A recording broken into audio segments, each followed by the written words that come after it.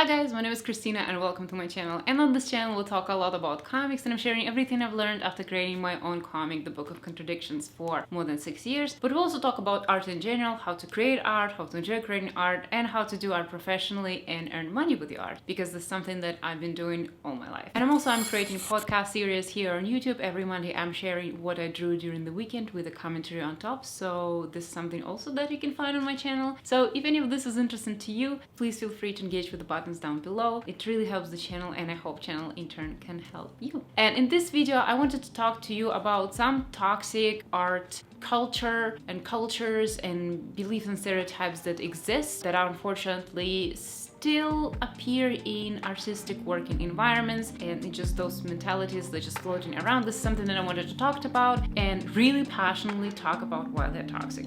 So let's go.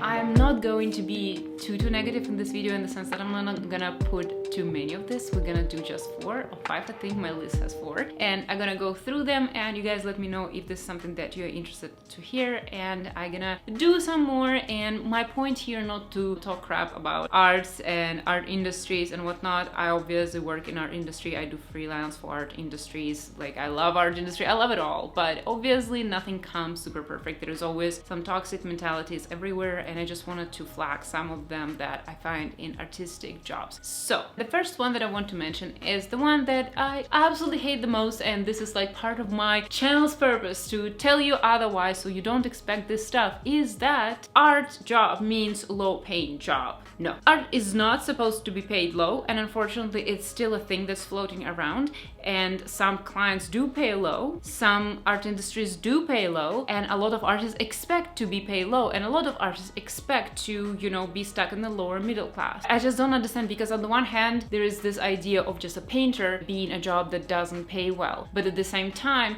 we have, you know, these big singers, actors, designers who create clothes that are super rich. This is all art, you know, and there is the difference is not because one is cheap and another is not, is that one is made very desirable and one is made not as desirable. So first of all, it's up to you to pick up the job that is, you know, something like adjust your skills to work in the job that creates something, you know, sexy, and keep it in mind. Or if you want to absolutely create what you create, like for example me, I just want to create comics, make it interesting, breathe life into this, create something that you feel worth a lot. And that's one of the things that how you can approach it. And second, just don't take jobs that don't pay good. And the thing is, you will find artists from different parts of like art industries that would be paid like this or like this, and it can be the same industry. For example, a painter can be really struggling, like borderline in poverty, or they can make millions selling whatever they do. Like Riddle sketch can be sold for thousands and thousands of dollars, tens of thousands of dollars. It really depends for how you value on art, what you agree to sell it for, and how you decide to market it. If you get in the industry with the attitude that you shouldn't be paid much, you know, people gonna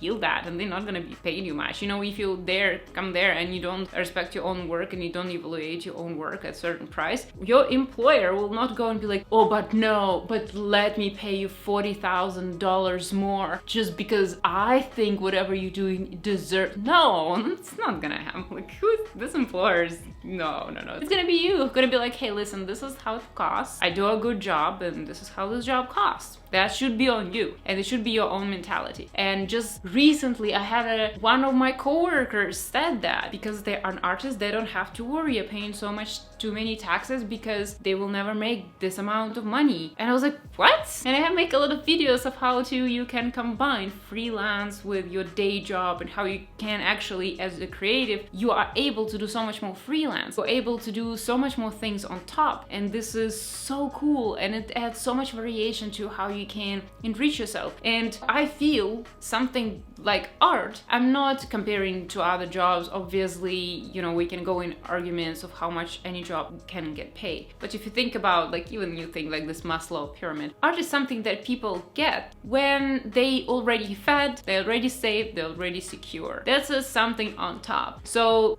basically art is for people who can afford stuff. on top. This is, I'm not saying that art is like more premium than any other thing that you can do in life. Not at all. I'm just saying like the market that you are bringing to, just analyzing the market type of thing. And there's huge money in art. Like I'm working in visual effects industry. You have no idea. I mean, maybe you have, like, but it's like the amount of money that's rotating in this industry alone is ridiculous. Like numbers are ridiculous. And this stuff worth a lot. Art worth a lot. Don't even dare thinking that it's not. Don't even dare think that you cannot build a good life by creating art. No, not on my channel, not on my watch. It's a toxic idea. Throw it out the window.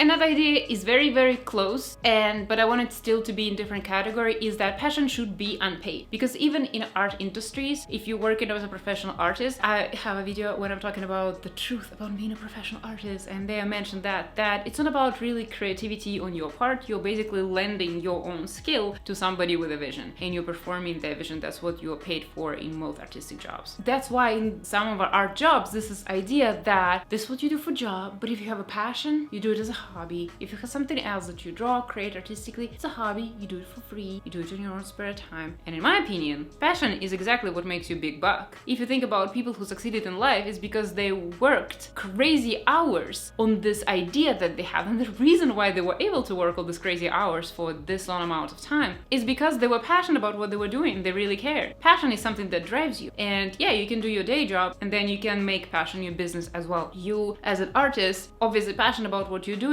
let this passion drive you to good income. Let this passion drive you to create more things and build a business that is functioning and bringing you money. A passion is exactly something that brings big money in my books, and whatever is unpaid or paid low is where there's no passion. When you just go to work, you do 9 to 5, you don't care. When you don't care, this is where you don't do it well. There is no potential because you're not gonna push farther. You're not gonna do the better job. You're not gonna try harder, think for more innovative things. You're not gonna put extra hours, extra passion, extra thought, extra research. It's not gonna be there. It's gonna be in the passion. I would suggest you switch this logic if this is the thought that you are having. Passion is something that you're gonna bring you there. Sometimes it's lucky if your passion lies within what fits in the corporate artistic world, at least like a standard like artistic job. If it matches what they demand there and you are passionate, fantastic. It's gonna be easy for you because structure is already there, and it will be easier for you to climb the ladder because the ladder is built. However, if you create in your own business and something that your passion is, it's not something that is your artistic day job, is not a problem. Just go home, work on your business on the side, slowly grow it, and this at some point when it's big enough, you can switch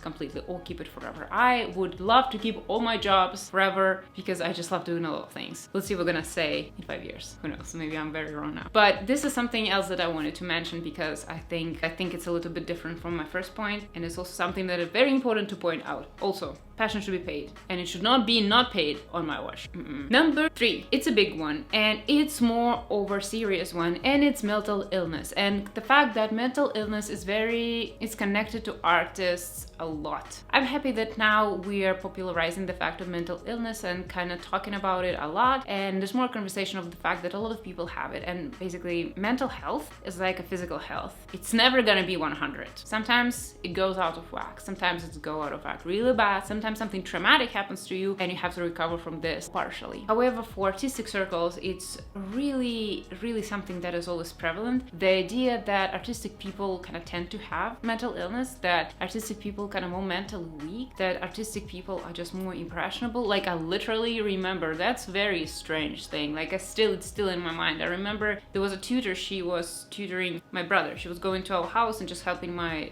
brother with his homework and whatnot. And she just, saw me drawing and everything. And I remember she was telling my mom, she's like, oh my god, she's an artistic person, be careful. A lot of them, they commit S-word. And I was listening to it and I was like, what are you talking about, woman? Because in my mind, this is not how it works. But then actually, there's several Russian artistic academies, like a higher education type of academy. I don't know how to call it, like university, but it's called academy because it's more about practice. I don't know how to call it, but there's some that, about painting, like Stroganoff Academy, that have like artistic people come and learn how to draw. And there is a high rate of people taking their own life, unfortunately. And as I was learning about this, I was like, what? I don't get it. And then you start looking at a lot of people in history and they seem to struggle with things. I don't understand, because okay, I see. So I have different thought process about it. A lot of like there is an idea that because artists, they work a lot with their emotions, and because they put their emotions out there, and overall you are an artist because you're already so emotional and so sensitive.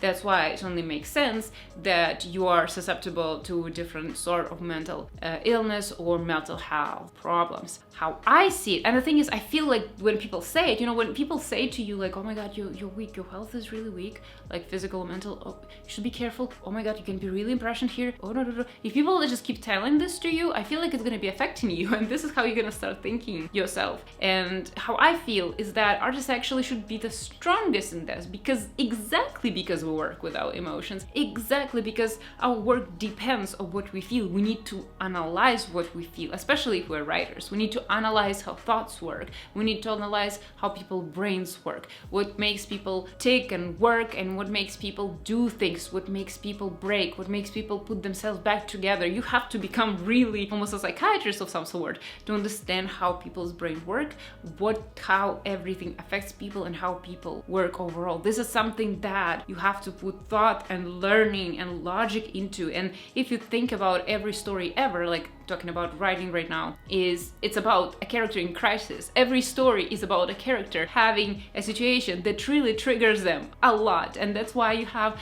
a character has this dark past and they have to confront the situation that mirrors their past. Is because it's literally every story is about person being triggered. Every story is about person being triggered into something they experienced in the past, and they have to confront it, grow past it, and become a more whole person in the end. Every story ever written is about mental health in some sort. Obviously there is external forces in a lot of the stories, but the concept of how stories work and characters' journey, all the story structures and whatnot, when you have people have ghosts in the past and how things that they have to overcome in their personality, understand why they're in their personality, because they believe this about themselves, because this happened, because these people did it to me, or they have this in their past. All stories ever are about mental health. All stories ever about character going through crisis. So to me it only makes sense. So if you're an artist and this is something that you're working with, or especially if you're a writer, is this something that you're working with, you should understand it the most and the most robustly. And it only makes sense that you're mentally not stronger about this, but you know how this works. And if your mental health, you know, when it ebbs and flows, and you, for example, go in your low or something like this, you, not that you don't know what to do, you understand what's going on, and you are able to look at it and understand how human mind works and human emotion work. I think like artists are the most in tune with that, and this is something that I don't understand why it is this idea.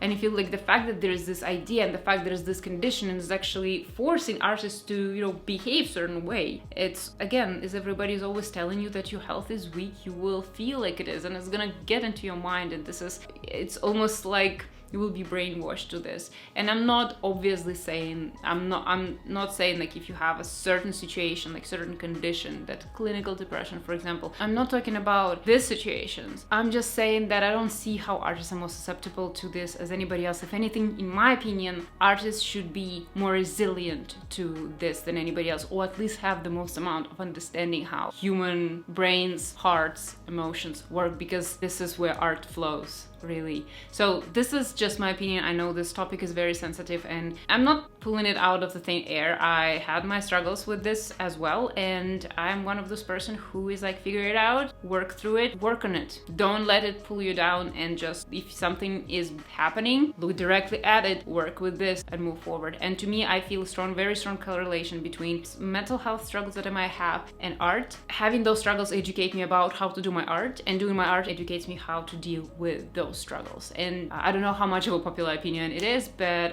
actually willing to do more videos about this and talk about this in more details. But this is what I want to mention for now. And the last one that I want to mention is dedicating your life to someone else's vision. And this is something that is very prevalent to art industries, because a lot of the time when you hire in a lot of the artists, you hire in a lot of the artists because typically you are the artist and you need help to do your art. You have art project and you hire other artists to, as I mentioned at the beginning of the video, to lend their skills to perform your art for you, because it's just too much of a volume. And you have a lot of creators that are so big, like James Cameron, Hayao Miyazaki, the one that is like visionary, they do their own thing, and the one-man project. And the thing is, I'm hearing more stories and more stories about when you work on people like this, is that artists who work there dedicate kind of all that time and have to be passionate to work for this person's vision. And at some point, yeah, it's going to be expected because this is your job, but there is a lot of the time I came across this idea of like people actually dedicate a lot of the time and extra work and extra hours, especially in Japan,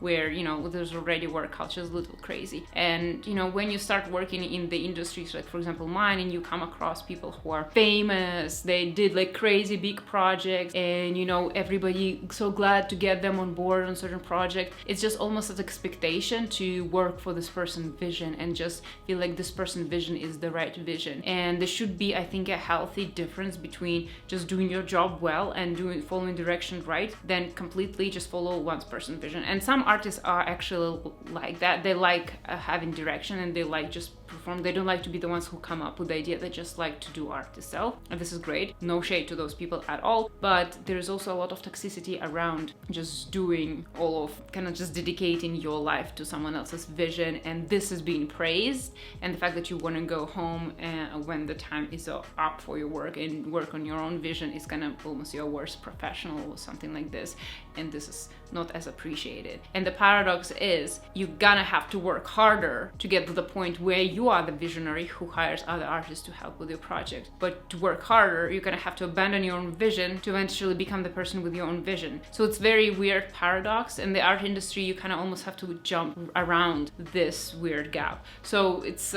weird, and it's gonna be a topic for a whole another time, because it's something that I've been doing and contemplating recently. But yeah, this is another toxic kind of environment that I'm not really liking. And, you know, I got a lot of comments that say, oh my god, imagine, wouldn't be your dream to go and become, like, for example, I draw a lot of backgrounds, and people say, oh, they remind me of Hayao Miyazaki movie. Wouldn't it be so great if you get the opportunity to go and work there in his company? And I'll be like, no, that sounds horrible. I have too much of my own opinions and my own art and my own creativity. I listen to interview and people talking about how the environment is there. It's like, this is the vision, you're well working for the vision. I'm not interested to pull my heart and soul for other person's vision. You can rent my hands, you can rent my intelligence, you can rent my knowledge that I have about art, my eyes and everything. You can have it, and I will perform the best job for you. But I'm not going to give my absolute passion, absolute dedication to your project, because I just think you cannot ask for this. And a lot of the time in art environments, it's almost expectations where you have to do that, and I just feel that's not for sale, or you cannot afford it if it is for sale. So yeah, I think you're absolutely capable to do a great job without that level of dedication. And overall, this toxic job environments, not only art-wise, but overall, when you put your whole life towards your job, is just not right.